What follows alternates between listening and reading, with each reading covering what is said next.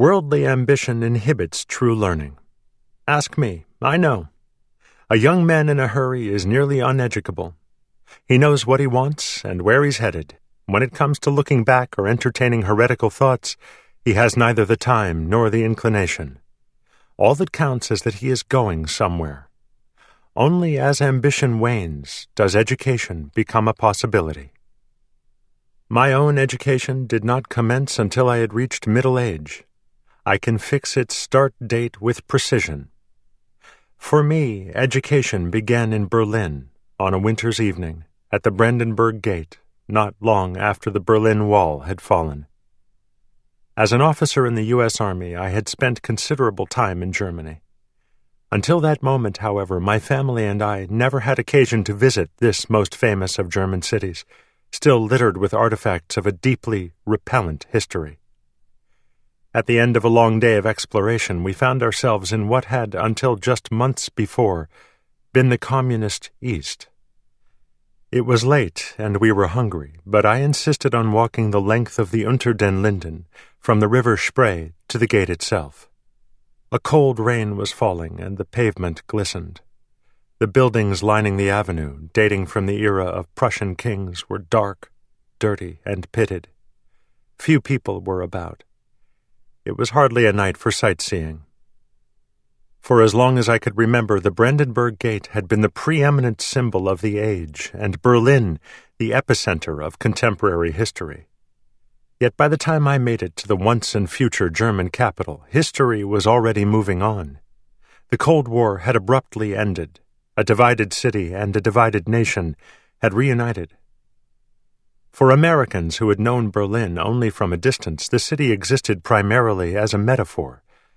Pick a date: 1933, 1942, 1945, 1948, 1961, 1989, and Berlin becomes an instructive symbol of power, depravity, tragedy, defiance, endurance, or vindication. For those inclined to view the past as a chronicle of parables, the modern history of Berlin offered an abundance of material. The greatest of those parables emerged from the events of 1933 to 1945, an epic tale of evil ascendant, belatedly confronted, then heroically overthrown. A second narrative, woven from events during the intense period immediately following World War II, saw hopes for peace dashed, yielding a bitter antagonism but also great resolve.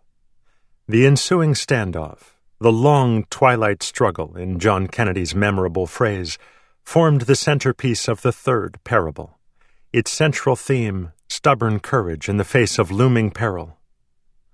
Finally came the exhilarating events of 1989, with freedom ultimately prevailing, not only in Berlin but throughout Eastern Europe. What exactly was I looking for at the Brandenburg Gate? Perhaps confirmation that those parables, which I had absorbed and accepted as true, were just that. Whatever I expected, what I actually found was a cluster of shabby-looking young men, not German, hawking badges, medallions, hats, bits of uniforms, and other artifacts of the mighty Red Army.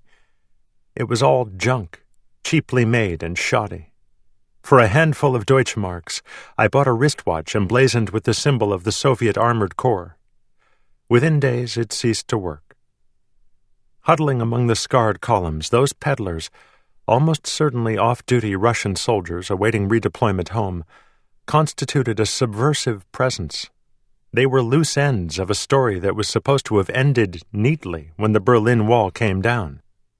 As we hurried off to find warmth and a meal, this disconcerting encounter stuck with me, and I began to entertain this possibility, that the truths I had accumulated over the previous 20 years as a professional soldier, especially truths about the Cold War and U.S. foreign policy, might not be entirely true. By temperament and upbringing, I had always taken comfort in orthodoxy. In a life spent subject to authority, deference had become a deeply ingrained habit. I found assurance in conventional wisdom. Now I started, however hesitantly, to suspect that orthodoxy might be a sham. I began to appreciate that authentic truth is never simple, and that any version of truth handed down from on high, whether by presidents, prime ministers, or archbishops, is inherently suspect. The powerful, I came to see, reveal truth only to the extent that it suits them. Even then, the truths to which they testify come wrapped in a nearly invisible filament of dissembling, deception, and duplicity.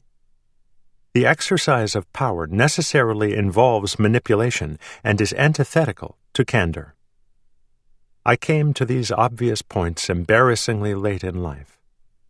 Nothing is so astonishing in education, the historian Henry Adams once wrote, as the amount of ignorance it accumulates in the form of inert facts. Until that moment, I had too often confused education with accumulating and cataloging facts.